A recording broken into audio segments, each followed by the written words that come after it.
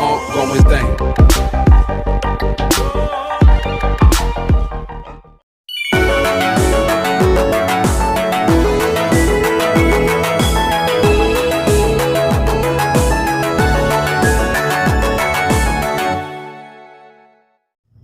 Assalamualaikum warahmatullahi wabarakatuh.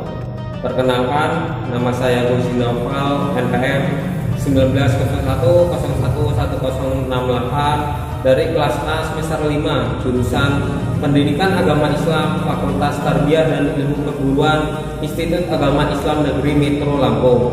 Baik, pada video kali ini saya akan menjawab beberapa pertanyaan UTS, Al-Quran, Hadis, dan pembelajarannya. Nah, untuk lebih jelasnya simak video berikut ini. Pertanyaan pertama yaitu bagaimana konsep Merdeka Belajar dan Pendidikan 4.0? Pemerintah melalui Kemendikbud telah memulai revolusi pendidikan sejak 2019 lalu, baik di tingkat dasar, menengah, hingga tinggi. Konsep yang diusung dalam revolusi ini adalah Merdeka Belajar di semua aspek pendidikan formal. Namun, tampaknya masih banyak pihak yang meragukan apakah Indonesia benar telah siap dalam penerapan sistem Merdeka Belajar ini. Salah satu alasan paling banyak didiskusikan adalah infrastruktur pendidikan. Kita telah masuk ke era baru, industri yang biasa disebut dengan data teknologi. Pada titik ini, hampir semua aspek kehidupan akan bergantung pada teknologi, khususnya machine learning, AI, dan robot. Konsep Merdeka Belajar sangatlah berbeda dengan kurikulum yang pernah ada dan digunakan oleh pendidikan formal di Indonesia.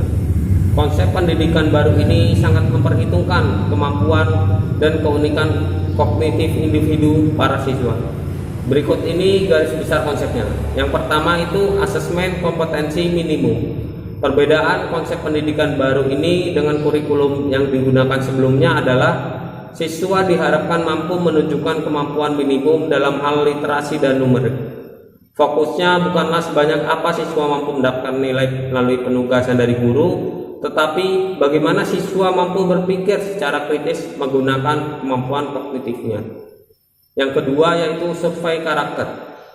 Cukup melegakan bahwa pada akhirnya pemerintah mengakui pendidikan di Indonesia adalah investasi yang mahal. Sebab setiap daerah memiliki keunikan manusia yang berbeda-beda dan tidak mungkin dipaksa untuk menerapkan satu sistem dengan indikator tetap. Pemerintah akan menilai secara menyeluruh terkait kualitas pendidikan di sekolah, bukan hanya tentang hasil belajar, tetapi juga ekosistem dan infrastruktur pendidikan yang tersedia. Dengan kata lain, pengembangan kualitas pendidikan bukan lagi tentang penerapan indikator kualitas tetap, tetapi berdasarkan data hasil survei terbaru terhadap sekolah. Perluasan penilaian hasil belajar, satu hal paling menarik dalam konsep Merdeka Belajar ini adalah adanya perluasan penilaian hasil belajar siswa yang tadinya hanya dari nilai ujian nasional menjadi penugasan dan portofolio. Kemudian kedepannya siswa akan diberikan ruang untuk bisa mengembangkan diri mereka sesuai minat dan bakat. Dengan cara ini, stigma siswa pintar dan bodoh diharapkan bisa segera dihilangkan. Yang ketiga, pemerataan kualitas pendidikan hingga 3T. Merdeka Belajar juga dapat diartikan keadilan terhadap akses pendidikan yang setara bagi seluruh siswa di Indonesia. Oleh karena itu, pemerintah membuat kebijakan afirmasi dan pemberian kuota khusus bagi siswa yang tinggal di daerah 3T. Industri 4.0 adalah momen penting dalam pemerataan kualitas pendidikan di Indonesia. Kesiapan sumber daya manusia Indonesia akan sangat menentukan keberhasilan kita dalam menghadapi persaingan di industri 4.0. Nah, selanjutnya pertanyaan kedua yaitu apa rancangan perencanaan pembelajaran Al-Quran, Hadis, dan pembelajarannya yang Anda miliki dalam menyambut era pendidikan 4.0 ini. Pada abad ini sangat diperlukan paradigma dalam belajar dengan melakukan perubahan atau reformasi dalam pembelajaran guna mencari cara-cara baru yang lebih efektif dalam pembelajaran. Disinilah tuntutan peran kreativitas guru untuk menemukan serta melaksanakan kinerja yang inovatif dalam meningkatkan kualitas pendidikan. Ini adalah tantangan yang dapat dibilang tidak hanya berfokus pada yang diajarkan, tetapi juga cara pengajarannya, yang mana pendidikan tersebut sendiri didasarkan pada kebutuhan untuk memenuhi kebutuhan yang ada di masa ke depan. Dunia pendidikan sebagai suatu subsistem kehidupan masyarakat perlu menyikapi dengan terbuka berbagai inovasi yang ada dalam dunia pendidikan maupun yang terjadi dalam bidang kehidupan lainnya sebagai upaya untuk mengintegrasikan agar dapat dicapai suatu kondisi pendidikan yang tidak tertinggal dengan perubahan yang terjadi di masyarakat sebagai akibat akumulasi inovasi. Mengacu pada permasalahan yang telah dikemukakan di atas, kajian pembelajaran inovasi memasuki era pendidikan 4.0 merupakan tuntutan dalam dunia pendidikan yang merupakan suatu keharusan untuk selalu mencermati perubahan-perubahan yang terjadi untuk menghadapi industri 4.0. Pertanyaan ketiga yaitu bagaimana strategi pembelajaran Al-Quran Hadis dan pembelajarannya dalam menghadapi tantangan era pendidikan 4.0. Nah, strategi pembelajaran berpengaruh terhadap pola pikir dan apa yang akan dihasilkan siswa kelak nanti. Pemilihan strategi pembelajaran mempunyai peranan penting dalam menyiapkan siswa menghadapi era revolusi industri 4.0. Adapun 5 strategi yang bisa digunakan guru dalam pembelajaran Al-Quran dan Hadis adalah sebagai berikut. Yang pertama, membantu siswa dalam belajar pelajaran Al-Quran dan Hadis. Proses pembelajaran yang terjadi adalah teacher center. Guru sebagai sumber informasi satu-satunya di dalam kelas. Guru menjelaskan pembelajaran, siswa diberikan waktu untuk menyalin catatan di papan tulis. Siswa mengerjakan latihan soal, pembahasan, dan dilanjutkan dengan penilaian. Yang kedua, adanya kesempatan untuk berkembang dan berprestasi. Ukuran keberhasilan siswa biasanya hanya dipandang dari angka yang diperoleh. Peringkat di kelas menandakan prestasi yang didapatkan siswa. Tanpa disadari, manusia diciptakan Tuhan memiliki kecerdasan yang berbeda-beda. Yang ketiga yaitu penguatan pendidikan karakter atau P2K. Pendidikan karakter harus dikembangkan sedini mungkin. Penanaman karakter tidaklah mudah dan membutuhkan waktu yang lama. Penguatan pendidikan karakter merupakan kelanjutan dan revitalisasi dari pendidikan karakter dari tahun 2010. P2K dinilai penting dikembangkan di dalam dunia pendidikan. Hal ini dikarenakan bahwa P2K memiliki peranan penting seperti ancaman keutuhan dan masa depan bangsa, menghadapi tantangan global, dan membentuk etika pada siswa. Kunci penerapan P2K tetap pada pembiasaan di sekolah. Yang keempat, melek teknologi. Era revolusi industri 4.0 menuntut sebagian besar orang memahami akan arti pentingnya teknologi. Teknologi yang ada memberikan banyak pengaruh yang baik dalam kehidupan. Pemanfaatan teknologi yang tepat dalam pembelajaran memberikan tambahan pengetahuan yang baik kepada guru untuk ditransfer ke siswa. Sebaiknya guru mampu memanfaatkan fasilitas teknologi seperti dengan pencarian bahan ajar yang lebih menarik sehingga siswa bersemangat mengikuti pembelajaran.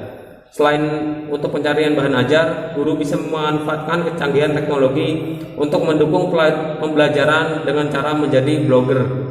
Hal ini akan membantu siswa dalam memahami pelajaran yang diberikan. Yang kelima, menjadi guru efektif. Guru efektif adalah guru yang selalu berpikir bagaimana cara menjadi lebih baik. Guru efektif bukan hanya mengetahui pelajaran, namun bagaimana guru mampu menyampaikan kepada siswa dengan baik. Dengan cara pikir, guru mau menjadi lebih baik. Guru akan mencari solusi apabila dalam pembelajaran ilmu yang ditransfer ke siswa belum sepenuhnya dipahami. Pertanyaan selanjutnya yang keempat yaitu bagaimana pengembangan media pembelajaran Al-Quran Hadis dan pembelajarannya yang sesuai dengan era pendidikan 4.0. Nah, pada perkembangan industri 4.0 ini banyak sekali terjadi perubahan yang sangat signifikan. Salah satu diantaranya yaitu perubahan dalam media pembelajaran.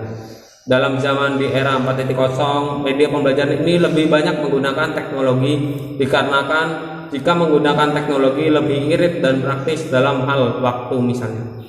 Dalam pembelajaran Al-Quran dan Hadis pada era ini lebih ditekankan pada media pembelajaran berbasis teknologi internet. Selain siswa, guru juga harus memahami adanya teknologi agar guru dapat mengimbangi era 4.0 saat ini. Misalnya siswa belajar dari YouTube atau bisa mengakses dari berbagai web yang berkaitan dengan pembelajaran Al-Quran dan Hadis. Di samping itu, guru juga memaparkan sebuah video yang ditayangkan menggunakan proyektor di hadapan siswa agar siswa itu lebih memahami, menangkap, dan mengingat materi pelajaran Al-Quran dan Hadis.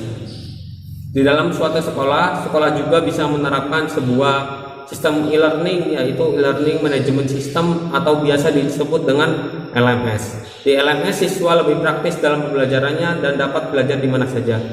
Mengingat kondisi yang seperti ini yang diharuskan siswa untuk melakukan pembelajaran daring, LMS lah yang tepat dalam melakukan sebuah pembelajaran.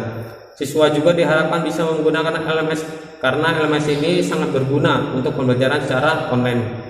LMS atau e-learning dapat diakses dimanapun, salah satunya di rumah masing-masing siswa.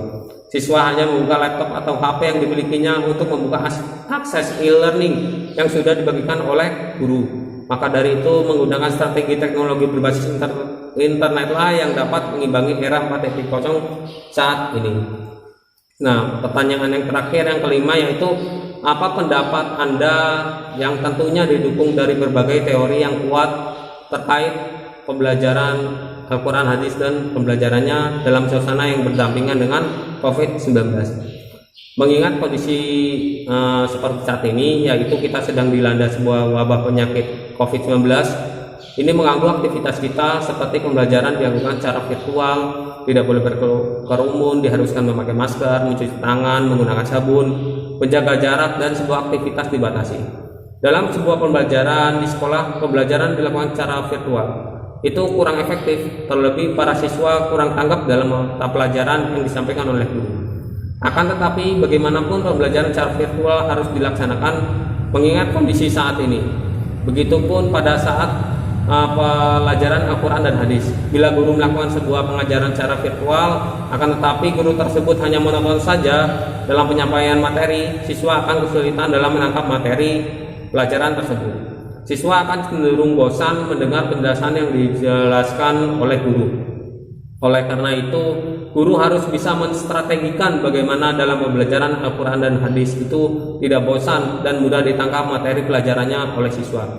Misalnya guru memberikan materi Al-Quran hadis nih dengan tema hadis, maka guru harus bisa menerapkan videonya yang berkaitan dengan hadis tersebut.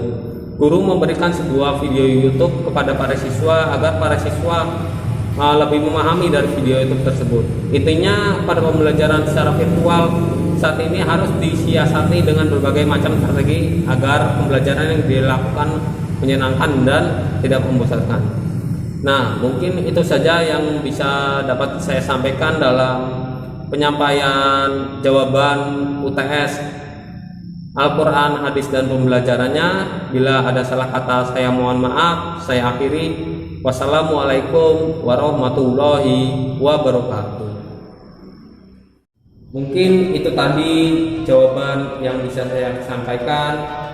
Kurang dan lebihnya saya mohon maaf. Saya akhiri. Wassalamualaikum warahmatullahi wabarakatuh.